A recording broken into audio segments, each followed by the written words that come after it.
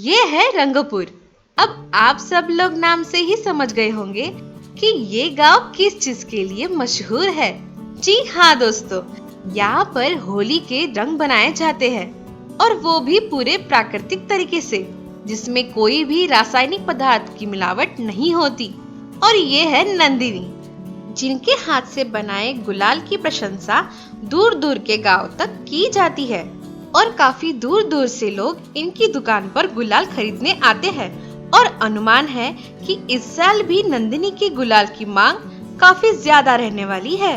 इसलिए नंदिनी होली के 10 दिन पहले ही अपने पति सुरेश और छोटे भाई राजू के साथ मिलकर गुलाल बनाना शुरू कर देती है। राजू हर साल होली के मौके पर रंगपुर आया करता है ताकि नंदिनी को गुलाल बनाने में मदद कर सके। सब लोग मिलकर बहुत मेहनत करते हैं और होली के 2 दिन पहले ही 10 बोरी गुलाल बनकर तैयार हो जाता है। और तभी एक आदमी नंदिनी के घर आता है जिसका नाम चंदू रहता है। चंदू शहर के महापौर का पीए होता है और हर साल नंदिनी से ही गुलाल खरीदता है। कैसी हो नंदिनी, हो गई होली की सारी तैयारी?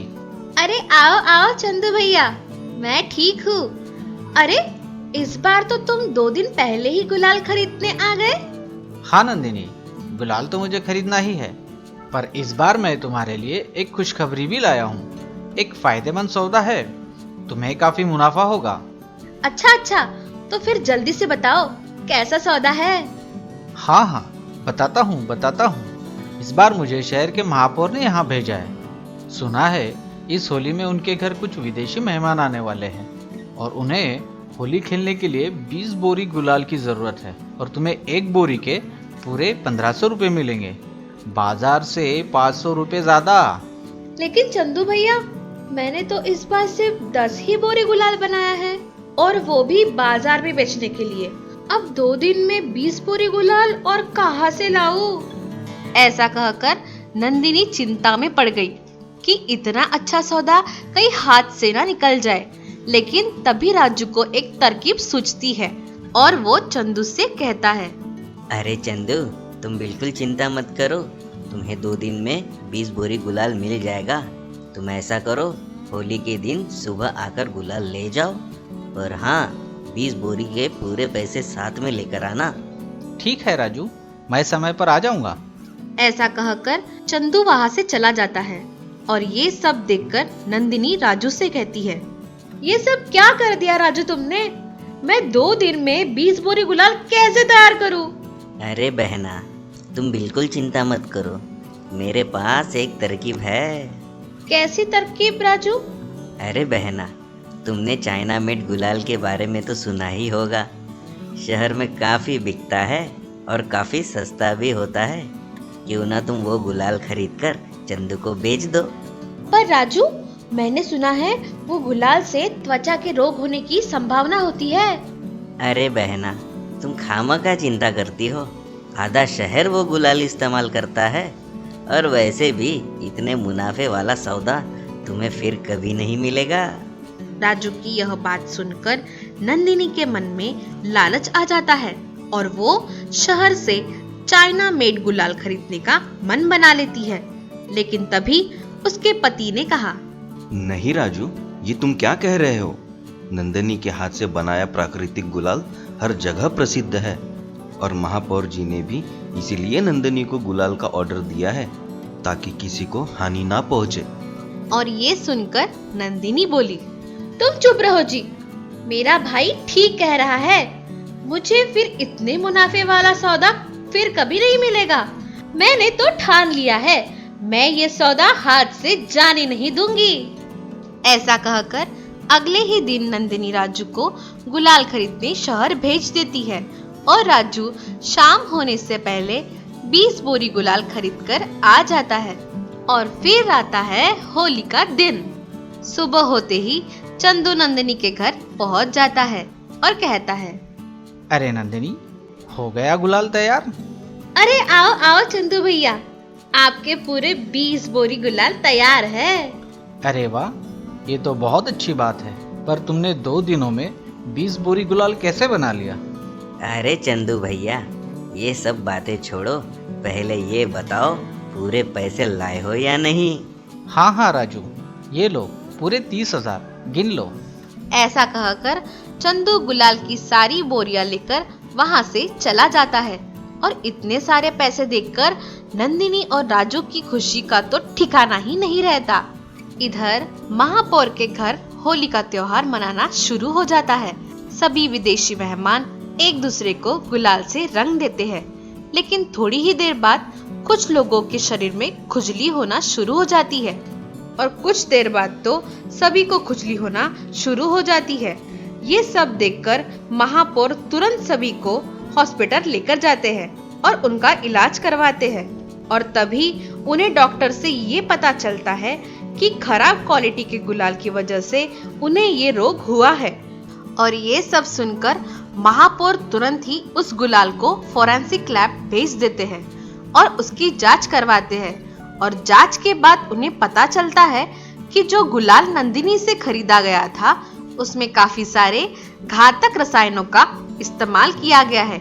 ये सब पता चलते ही महापौर तुरंत नंदिनी की शिकायत पुलिस में दर्ज करवाते हैं और इस प्रकार नंदिनी को हिरासत में लिया जाता है। नंदिनी की ये करतूत सारे शहर में फैल जाती है और नंदिनी का सारा नाम एक ही दिन में मिट्टी में मिल जाता है। तो देखा दोस्तों, किस तरह नंदिनी के एक छोटे से लालच ने उसे ले डुबोया।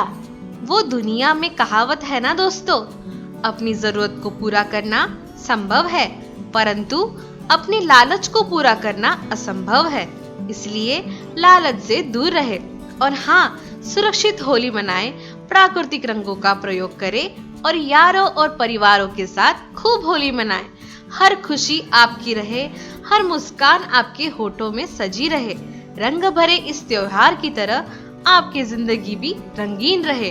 होली की आप सभी को बहुत बहुत शुभकामनाएं। हैप्पी होली।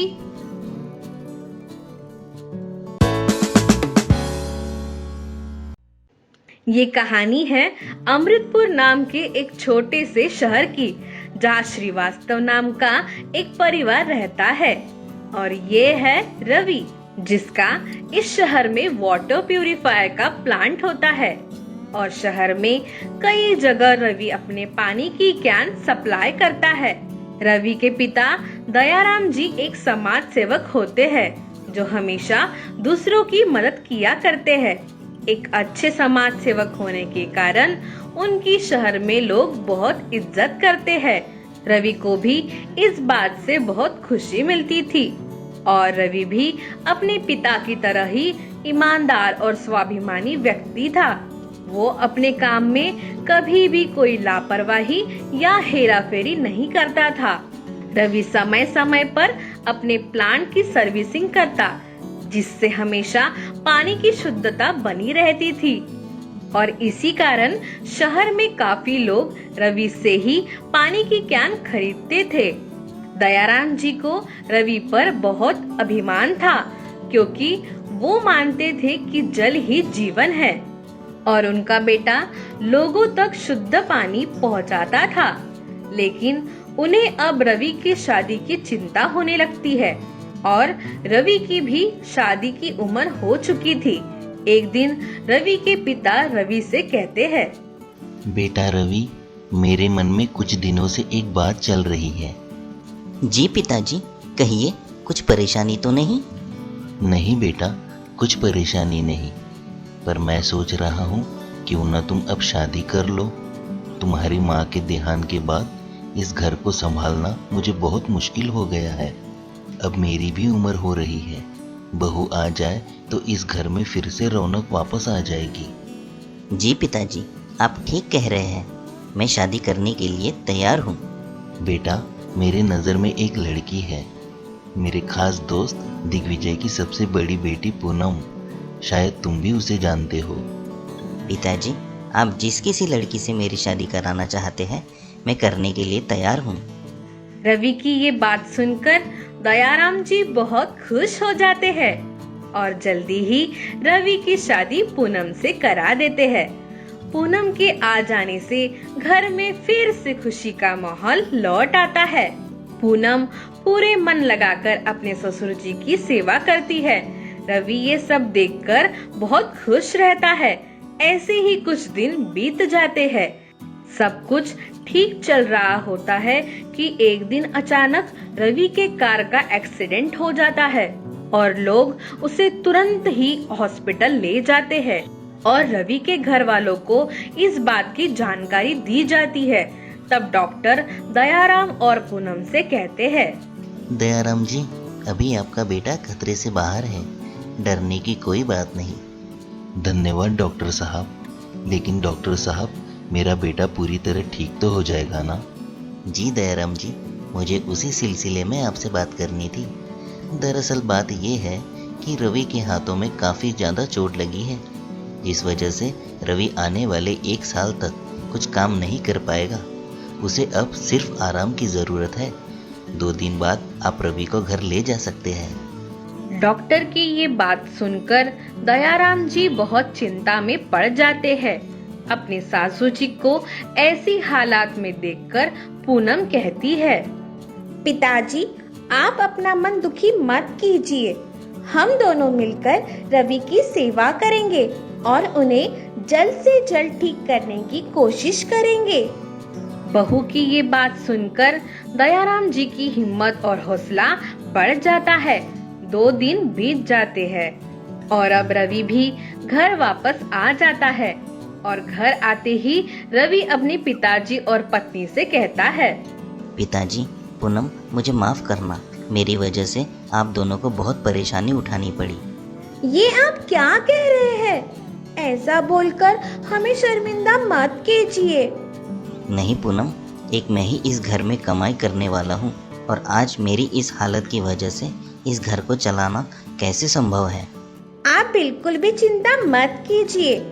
अगर आप चाहे तो मैं कुछ दिनों तक आपका कारोबार संभाल सकती हूँ, अगर पिताजी और आपकी मंजूरी हो तो। बेटी, तुम्हारी ये बात सुनकर मेरे पास तो शब्द ही नहीं रहे। मेरा तो भाग्य खुल गया जो मुझे ऐसी बहू मिली। बेटा रवि, पूनम ठीक कह रही है, तुम बिल्कुल चिंता मत करो और कुछ दिनों के लिए कारोबार की सारी जिम्मेदारी पूनम को सौंप दो। जी पिताजी, आप दोनों को जैसा ठीक लगे। ऐसा कहकर रवि पूनम को अपने वाटर प्लांट की पूरी जानकारी देता है और अगले ही दिन से पूनम प्लांट संभालना शुरू कर देती है। प्लांट में रवि का एक कर्मचारी होता है जिसका नाम महेश होता है। महेश कई सालों से रवि के प्लांट में काम करता है, जिस वजह से उसे प्लांट की सारी जानकारी रहती है। महेश पूनम की प्लांट संभालने में काफी मदद करता है। ऐसे ही कुछ दिन बीत जाते हैं और प्लांट के सर्विसिंग की बारी आती है। तभी पूनम महेश से कहती है, महेश, कल हमारे प्लांट में सर्विसिंग कंपनी से कुछ लोग आने वाले हैं, तो जो कुछ भी खर्चा लगेगा मुझे बता देना। जी मैडम। मैडम, आप कहे तो मैं एक बात बोलूं? हाँ महेश, कहो, क्या बात है? मैडम, रवि साहब ने पिछले महीने ही प्लांट की सर्विसिंग कराई थी। अगर आप इस महीने सर्विसिंग नहीं भी कराते हैं तो चल जाएगा। लेकिन महेश, रवि ने तो कहा था हर महीने प्लांट की सर्विसिंग करना जरूरी है। मैडम, कोई ज़रूरी नहीं है हर महीने सर्विसिंग कराई जाए। आप चाहे तो 3 महीने में एक बार भी सर्विसिंग करा सकते हैं। आपके काफ़ी पैसे बच जाएंगे। आप हर महीने कम से कम 50,000 रुपये बचा सकती हैं। लेकिन महेश, ऐसा करने से पानी की शुद्धता कम हो जाएगी। अरे मैडम, इतना शुद्ध पानी पिलाकर भी रवि साहब ने कौन से बहुत पैसे कमा लिए हैं। मैंने उन्हें भी कई बार समझाने की कोशिश की, लेकिन वो है कि मेरी बात को मानते ही नहीं। लेकिन आप मुझे उनसे ज़्यादा समझदार लगते हो। महेश की ये सब बात सुनकर पूनम के मन में लालच आ जाता है और वो महेश से कहती है, लेकिन महेश, रवि को ये बात पता चल गई तो वो मेरी इस बात पे बहुत नाराज हो जाएंगे। आप बिल्कुल चिंता मत कीजिए मैडम, रवि साहब को इस बात का कभी पता नहीं चलेगा। लेकिन मैडम, ध्यान रहे, इन सब से मुझे भी मुनाफा होना चाहिए। तुम तुम बिल्कुल भी चिंता मत करो महेश, तुम्हारा भी काफी मुनाफा होगा। बस ध्यान रहे रवि को ये बातें पता नहीं चलनी चाहिए। जी मैडम, आप निश्चिंत रहिए। ऐसा कहकर महेश अगले दिन सर्विसिंग करने आने वाले लोगों को आने से मना कर देता है और प्लांट से अभी भी लोगों तक पानी की कैन पहुंचाना जारी रहता है। ये सिलसिला काफी दिनों तक चलते रहता है। पूनम सर्विसिंग के बचे पैसे में से कुछ पैसे महेश को दिया करती और जब भी रवि पूनम को प्लांट के बारे में पूछता तब पूनम रवि को हमेशा झूठ कहती कि प्लांट में सब कुछ ठीक चल रहा है। ऐसे ही पूनम और महेश का लालच दिन ब दिन बढ़ते जाता है और अब पूनम प्लांट की सर्विसिंग और भी देर से करना शुरू कर देती है और लोगों तक पानी की कैन पहुंचाना जारी रखती है।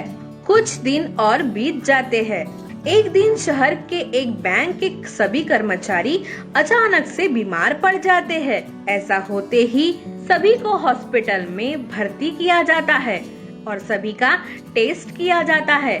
तभी डॉक्टर बैंक मैनेजर को बताते हैं कि उन्हें ये बीमारी खराब पानी के वजह से हुई है।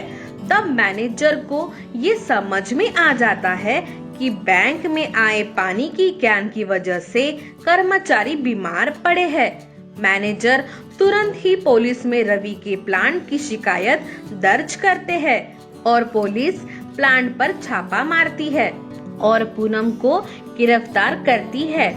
और ये सब घटना का पता चलते ही रवि अपने पिताजी के साथ थाने पहुंच जाता है और इंस्पेक्टर रवि से कहते हैं, रवि साहब, ये क्या कर दिया आपकी पत्नी ने? आपके सालों की कमाई हुई इज्जत को एक ही दिन में मिट्टी में मिला दिया। मैं बहुत शर्मिंदा हूँ इंस्पेक्टर साहब। मैं तो अब किसी से माफ़ी भी नहीं मांग सकता, लेकिन फिर भी मैं आपसे दरखास्त करता हूँ कि मेरी पत्नी को जमानत पे छोड़ दे। रवि साहब, मैं आपकी बहुत इज्जत करता हूँ। आप कहते हैं तो मैं पूनम जी को जमानत पर छोड़ देता हूँ।